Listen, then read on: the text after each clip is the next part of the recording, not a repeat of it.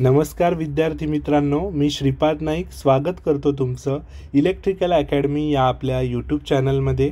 आपण ही जी सिरीज आता घेतोय ही सिरीज कोणती आहे? महा ट्रान्सको असिस्टंट टेक्निशियनसाठी म्हणजे 3 फेब्रुवारी 2025 साठी होणाऱ्या एक्झामसाठी चार्ट बेस्ड सेशन्स आपण डिस्कस करतोय। तर आता सेशन 2 आपण डिस्कस करतोय। महत्त्वाचे चार्ट्स जे तुमच्या डोळ्याखालून गेलेच पाहिजे, त्याच्यावरती एक्सपेक्टेड क्वेश्चन्स हे पेपरमध्ये तुम्हाला येणारच आहे हे, ठीक आहे। तर आता आपण इम्पॉर्टंट चार्ट डिस्कस करतोय। बघा, आपली प्रिपरेशन स्ट्रॅटेजी जी तुम्ही पाहिलेली आहे त्याच्यानुसार तुमचा स्टडी जर का प्रॉपर चालू असेल आणि त्याला जोड म्हणून हे काही चार्ट तुम्ही सुद्धा एक्स्ट्रामध्ये काही करत असाल तर मॅक्सिमम स्कोरिंगसाठी तुम्हाला याची खूप हेल्प होणार आहे, ठीक आहे। आता प्रायमरी सेल आणि सेकंडरी सेल असा एक चार्ट आपल्याला दिसतोय। तर प्रायमरी सेल कोणकोणते यांची नावं तुम्हाला माहीत पाहिजे। Carbon, zinc chloride, manganese alkaline, silver oxide, lithium, mercury याला आपण प्रायमरी सेल म्हणतो, ठीक आहे। तर प्रायमरी सेलच्या ज्या व्होल्टेज रेंजेस आहेत त्या 1.5 या जनरली 1.5 व्होल्टचे हे सगळे सेल आहे। आणि लिथियम सेल फक्त 2.95 व्होल्टचा आहे आणि मर्क्युरी सेल हा 1.35 व्होल्टचा आहे। आता हे जे प्रायमरी सेल आहे ना, यांना आपण ड्राय सेल असे देखील म्हणतो, ठीक आहे। आणि सेकंडरी सेल जे असतात ते वेट सेल असतात, ठीक आहे। म्हणजे इलेक्ट्रोलिसिस त्यांच्यामध्ये होत असतं। तर त्याच्यामध्ये लीड ॲसिड सेल असेल, निकेल आयन असेल, निकेल कॅडमियम असेल, सिल्वर झिंक असेल, सिल्वर कॅडमियम असेल, हे तुमचे सेकंडरी सेल आहेत। सेकंडरी सेलमध्ये लीड ॲसिडचं व्होल्टेज तुम्हाला माहीत पाहिजे 2.2 व्होल्ट, निकेल आयनसाठी 1.36 व्होल्ट, निकेल कॅडमियमसाठी 1.25 व्होल्ट। हे जे व्होल्टेज रेंज आहे ना, हे फक्त डोळ्याखालून जाऊ द्या, पण हे टाईप्स तुम्हाला बाय हार्ट पाहिजे, कारण याच्यावरती सुद्धा क्वेश्चनिंग होऊ शकतं, ठीक आहे। पुढचा चार्ट मी डिस्कस करतो। हा खूप महत्त्वाचा चार्ट आहे बघा, वायरिंगची सिस्टीम आणि त्याचे ॲप्लिकेशन। आता जर का क्लीट वायरिंग तुम्ही यूज केली तर क्लीट वायरिंग ही सध्या कुठे यूज होते? तर टेम्पररी इन्स्टॉलेशन्सच्या ठिकाणी, जिथे तुमचे इव्हेंट आहेत, लग्न कार्य आहेत, फंक्शन्स आहेत काही, ठीक आहे। कोणाचं रिसेप्शन आहे, कोणाचं काही बड्डे आहे, बड्डे सेलिब्रेशन आहे मोठ्या हॉलमध्ये, किंवा मोठं मंडप वगैरे टाकलेलं आहे आणि तिथे कार्यक्रम आहे, अशा ठिकाणी क्लीट वायरिंग, जिथे टेम्पररी इन्स्टॉलेशन आहे अशा ठिकाणी क्लीट वायरिंगला आपण यूज करतो। त्यानंतर वूड केसिंग कॅपिंग वायरिंग हे आपण कुठे यूज करतो? रेसिडेन्शियल बिल्डिंग असू द्या, ऑफिसेस असू द्या, ठीक आहे। But replace by CTS and PVC wiring. हे वूड केसिंग कॅपिंग वायरिंग हे रिप्लेस केलेलं आहे CTC किंवा PVC वायरिंगने, CTS किंवा PVC वायरिंगने। पण रेसिडेन्शियल बिल्डिंग ऑफिसेसमध्ये हे वापरले जायचे। पुरातनकालीन आधी वूड केसिंग कॅपिंग वायरिंगच वापरल्या जायच्या। CTS TRS वायरिंग काय असतं मग? तर रेसिडेन्शियल, ऑफिस आणि कमर्शियल तेच, त्याच्यामध्ये आपण यूज करू शकतो। लीडशीथ वायरिंग कुठे यूज करू? तर suitable for places expose to sun and rain and damp places, जिथे आपलं सूर्याची किरणं खूप पोहोचत आहेत, एकदम हीट ज्या ठिकाणी आहे किंवा पाऊस पडतोय कंटिन्यू, अशा ठिकाणी लीडशीथ वायरिंग आपण यूज केलेली बेटर राहील, ठीक आहे। म्हणजे इंडस्ट्रियल ॲटमॉस्फिअरमध्ये सुद्धा आपण म्हणायला काही हरकत नाही।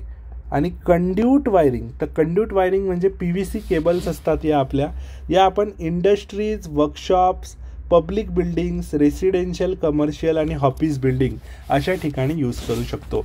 याच्यावरती पेपरमध्ये विचारलं जाऊ शकतं। हा चार्ट सुद्धा डोळ्याखालून जाऊ द्या। पुढे आहे आर्थिंग आणि त्याची सुटेबिलिटी। आता हॉरिझॉन्टल स्ट्रीप आर्थिंग ही तुम्ही बेसिकली कुठे वापराल? प्लेसेस हॅव्हिंग रॉकी अर्थबेड, ठीक आहे। रॉकी अर्थबेड ज्या ठिकाणी आहे अशा ठिकाणी हॉरिझॉन्टल स्ट्रीप आर्थिंग ही तुम्ही वापराल। तर आता रॉकी अर्थबेड म्हणजे काय? तर खडकाळ भाग जो आहे, खडकाळ भाग, तर या खडकाळ भागामध्ये तुम्ही अशी स्ट्रीप आर्थिंग वापरू शकतात। त्यानंतर रॉड आर्थिंग तुम्ही कुठे वापराल?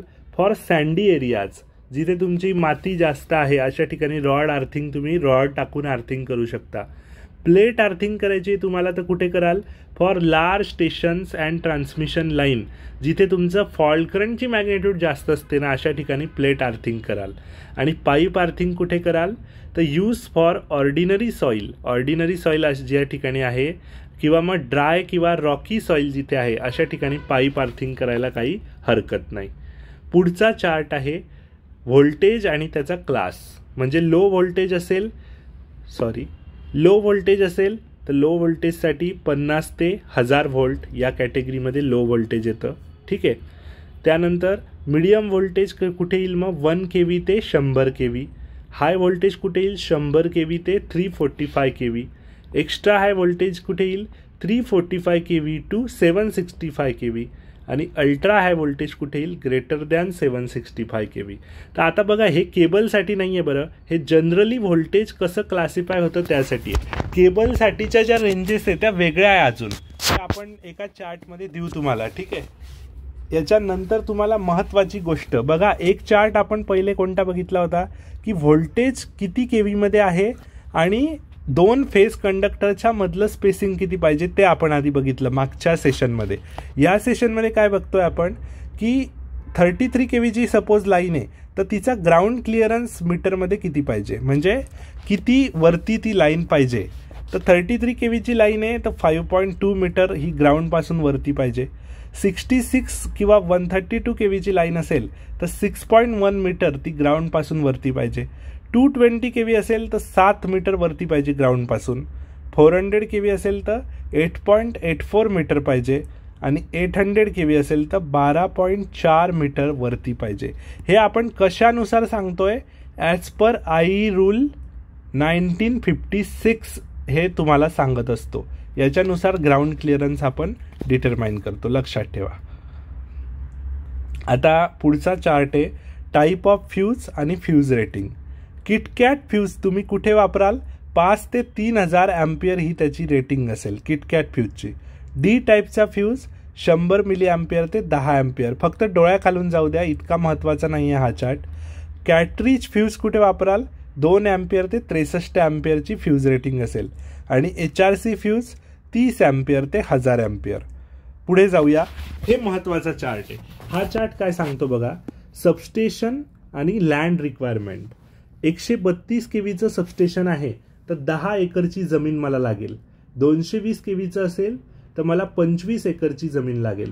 400 kVचं सबस्टेशन आहे तर 50 एकरची जमीन मला लागेल. महत्त्वाचं आहे. ठीक आहे. आता टर्बाईन, त्याचा स्पीड आणि हेड. पेल्टन व्हील जर का असेल, आता हे जनरेशनमध्ये आलो आपण, हायड्रो जनरेशनचा भाग आहे हा. पेल्टन व्हील हे तुमचं याचं हेड जे असतं ना ते खूप वरती असतं, म्हणजे खूप उंचावरती हेड असतं, 300 मीटर किंवा अबो. मग जिथे हेड तुमचं जास्त असतं ना अशा ठिकाणी स्पीड खूप कमी असतो, 10 ते 60 RPM. फ्रान्सिस टर्बाईन ही मधली टर्बाईन आहे, म्हणजे मधल्या रेंजमध्ये येते. तर त्याचा जो स्पीड असतो तो 60 ते 300 RPM आणि हेड सुद्धा 60 ते 300 RPM. स्पीड आणि हेड हे सारखंच येतं, मिडियम रेंजमध्ये आहे ना म्हणून. आता कपलन टर्बाईन जे ते याचा स्पीड एकदम सुपर असतो, ग्रेटर दॅन 300 RPM, 300 ते 1000 RPM. तर हेड सगळ्यात कमी राहील. स्पीड सुपर आहे म्हणजे हेड कमी, 20 ते 60 मीटर, जास्त उंचीवर नाही आहे, बरोबर. आणि प्रॉपेलर 300 ते 1000 RPM स्पीड आणि हेड किती असेल 20 ते 60 मीटर. आता आई रूल्स याच्यावरती एक क्वेश्चन तुम्हाला मस्ट आहे या पेपरमध्ये. आई रूल्स काय सिग्निफाय करता याच्यावरती एक क्वेश्चन मस्ट आहे. तर आई रूल 35 काय सांगतो, डेंजर नोटीस रिगार्डिंग असेल तर तो आई रूल 35. 37 कशासाठी I rule 37, supply to vehicle cranes. Vehicle क्रेनला सप्लाय द्यायचा आहे तर 37 नंबरचा रूल आहे. 38 नंबरचा रूल कशासाठी आहे, cables for portable and transparent apparatus. 43 नंबरचा आई रूल प्रोटेक्टिव्ह मेजर्ससाठी. 44 number intimation of accidents. 46 number periodic inspection and testing of consumers installation. 48 हा खूप इम्पॉर्टंट आई रूल आहे, for leakage current 0.02% of full load current. 54 सुद्धा महत्त्वाचा I rule आहे, declare voltage of supply to consumer, जे की तुमचं ±6%च्या रेंजमध्ये पाहिजे. असा सुद्धा क्वेश्चन थेरॉटिकल येऊ शकतो. 55 नंबरचा आई रूल काय सांगतो, डिक्लिअर फ्रिक्वेन्सी ऑफ सप्लाय, जी ±3%च्याच टॉलरन्समध्ये पाहिजे, त्याच्या वर जायला नको. 77 नंबरचा आई रूल सुद्धा इम्पॉर्टंट आहे, ग्राउंड क्लिअरन्स सांगतोय तुमचा. 78 नंबरचा जो आई रूल आहे तो काय सांगतो, clearance between conductor and trolley wire किंवा रूप. 79 नंबरचा क्लिअरन्स फ्रॉम बिल्डिंग लो आणि मिडियम व्होल्टेज. 80 नंबरचा क्लिअरन्स फ्रॉम बिल्डिंग हाय आणि एक्स्ट्रा हाय व्होल्टेज. 91 नंबरचा काय रूल सांगतो, प्रोटेक्टिव्ह डिव्हाइसेस, आणि हा इम्पॉर्टंट आहे 92 नंबरचा I rule, protection against lightning. तर अशा पद्धतीने आई रूलवरती, इंडियन इलेक्ट्रिसिटी रूल्सवरती तुम्हाला एक क्वेश्चन याच्यातून एक्सपेक्टेड आहे तुमच्या महाट्रान्सको असिस्टंट टेक्निशियनच्या पेपरमध्ये. ठीक आहे, तर महत्त्वाचा हा चार्ट आहे. हा तुमच्या नोटबुकमध्ये जर नसेल तर ॲड करून घ्या, किंवा याच्यातला आई रूल एखादा तुमचा मिस झाला असेल लिहायचा, एक दोन याच्यातले मिस झाले असतील तर ते सुद्धा ॲड करून घ्या, कारण याच्यातून पेपरला बरंच काही येऊ शकतं. इम्पॉर्टंट सिम्बॉलसुद्धा याच्यासोबत तुम्ही करा, कोणता सिम्बॉल काय सिग्निफाय करतो. सिम्बॉलवरती एक क्वेश्चन तर फिक्स आहे, 2 किंवा 3 क्वेश्चनसुद्धा तुम्हाला येऊ शकतात आले तर सिम्बॉल्सवरती. मग तो सिम्बॉल्स कोणताही असू द्या, जेफेटचा असू द्या, बीजेटीचा असू द्या, मॉस्फेटचा असू द्या, किंवा मग तुम्ही याच्यावरती आले isolator, circuit breaker, potential transformer, current transformer, प्रत्येकाचे सिम्बॉल तुम्हाला लक्षात पाहिजे. डेंजर नोटीस तर त्याचं डेंजर प्लेट जी असते त्याचा सिम्बॉल, काहीही विचारू शकता, पण सिम्बॉल रिलेटेड एक क्वेश्चन तुम्हाला कन्फर्म येणार आहे म्हणजे आहे या पेपरमध्ये. ठीक आहे, तर सगळे सिम्बॉल्स प्रॉपरली तुम्ही करून घ्या. ठीक आहे, अजून काही चार्ट बेस सेशन्स मला घ्यायची आहे महत्त्वाची. अजून तर ही सुरुवात आहे, काही सेशन्स आणखी आपली होणार आहे. महत्त्वाचे चार्ट्स आहे. तुम्हाला जर का सेशन्स इंटरेस्टिंग वाटत असेल, महत्त्वाची माहिती मिळत असेल तर कमेंट करा. ठीक आहे, व्हिडिओच्या खाली तुम्ही कमेंट करा. तुम्हाला याचा फायदा होतोय का हे नक्की मला सांगा, कारण मेहनत घेऊन मी नवीन टेबल्स इथे क्रिएट करतोय जे तुमच्या परीक्षेच्या दृष्टीने खूप फायदेशीर असणार आहेत. ठीक आहे, तर महत्त्वाचे टेबल्स आहेत, व्यवस्थित लक्ष देऊन तुम्ही हे बघत राहा. ठीक आहे, सेशन 1-2 वेळा पहा, पण रिवाईज मात्र करत राहा. ठीक आहे, डोक्यात बसू द्या, घट्ट बसू द्या, कारण ह्याच्यातलं पेपरामध्ये येणार आहे म्हणजे आहे. ठीक आहे, तर महत्त्वाच्या गोष्टी आहेत या. आता भेटूया पुढच्या सेशनमध्ये. तुम्हाला सेशन आवडलं असेल तर आपल्या मित्रांना सुद्धा शेअर करा. Thank you so much.